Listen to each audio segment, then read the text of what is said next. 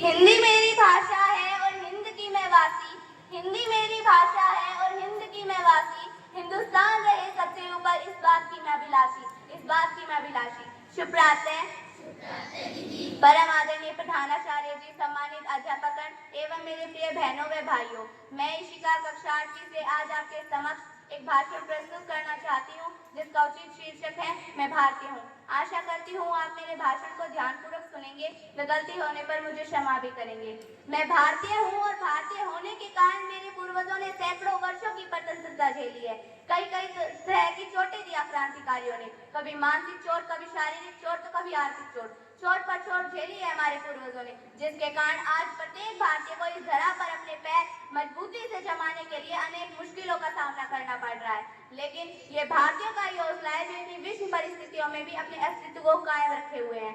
कभी कभी तो ऐसा लगता है कि इतनी चोटें खाई हैं, कोई और होता तो मर लेता, न जाने कितने दिन पहले कब्र की खबर लेता।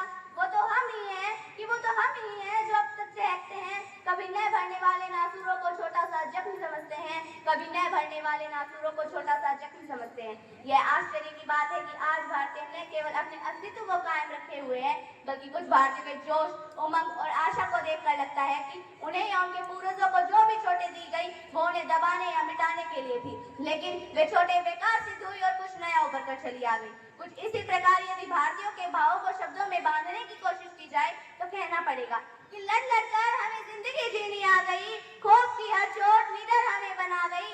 जमाने ने तो कांटे बोए थे चारों तरफ हमारे लिए, कि जमाने ने तो कांटे बोए थे चारों तरफ हमारे लिए, मगर कांटों की वो राह हमें फूलों पर सुला गई, मगर कांटों की वो राह हमें फूलों पर सुला गई।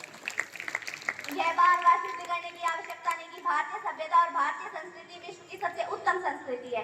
हिंदी भाषा वैज्ञानिक सर्वाधिक भाषाओं में से एक है, इसलिए धिक्कार है उन लोगों पर जो नाक मुंह सिकोड़ते हैं, भारतीय होकर भी हिंदी भाषा बोलने में शर्म महसूस करते हैं, भारतीय होकर भी हिंदी भाषा बोलने में शर्म महसूस करते हैं। मैं कई बार परखने के बाद इस निष्कर्ष पर हूँ कि मैं जीवन में चाहे कितनी भी ऊंचाई पर क्यों न पहुंच जाऊं, लेकिन मैं ये कभी नहीं भूलूंगी कि मैं एक भारतीय हूँ और सभी भारतीय मेरे सगे संबंधी है। उनसे न तो कोई मेरा बैर है और न ही कभी होगा, लेकिन जो भारत के शत्रु हैं, जो भारतीयता के शत्रु हैं, वे मेरे भी शत्रु हैं। उनसे मेरी कभी मित्रता नहीं हो सकती। इसलिए कहा भी गया है कि दोस्तों की किसी को कमी न हो, दुश्मनी का किसी को एहसास न हो, खुशी ही खुशी खिलखिलाए हर चेहरे पर, कि खुशी ही खुशी खिलखिलाए हर चेहरे पर, यहाँ कोई भी शख्स उदास न हो, यहाँ कोई भी शख्स उदास न हो। यदि आपके अंदर धैर्य है और सबसे बढ़कर भारत पर मिटने का जज्बा है, यदि आपके अंदर, यदि आप देशभक्तों के इस देश को गद्दारों की जमात बनते हुए नहीं देख सकते, यदि आप खून को पानी बनते हुए नहीं देख सकते,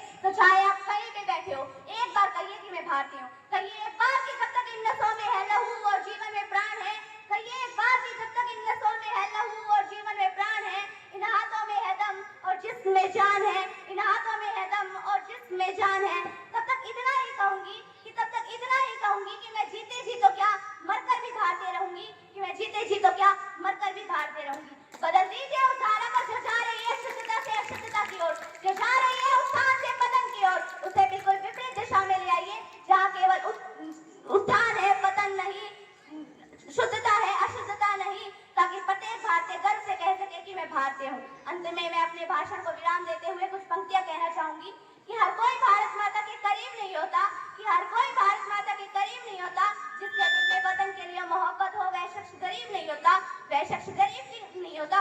और महबूब का पल्लू तो हर किसी को मिल जाता है जनाब, कि महबूब का पल्लू तो हर किसी को मिल जाता है, लेकिन तिरंगे का कफन हर किसी को नहीं मिलता, लेकिन तिरंगे का कफन हर किसी को नहीं मिलता। एक खुशहाल वतन की फरियाद करके उन्होंने अपने जीवन का बलिदान दिया, एक खुशहाल वतन की फरियाद करके उन्होंने खुद को मिटा दिया, इस देश को आबाद कर और एक बड़े उधर पर बैठकर अपना जमीर बेचने वालों, क्या तुम्हारी आत्माएं नहीं काफी? उन्हें याद कर कर, उन्हें याद कर कर। जय हिंद, जय भारत।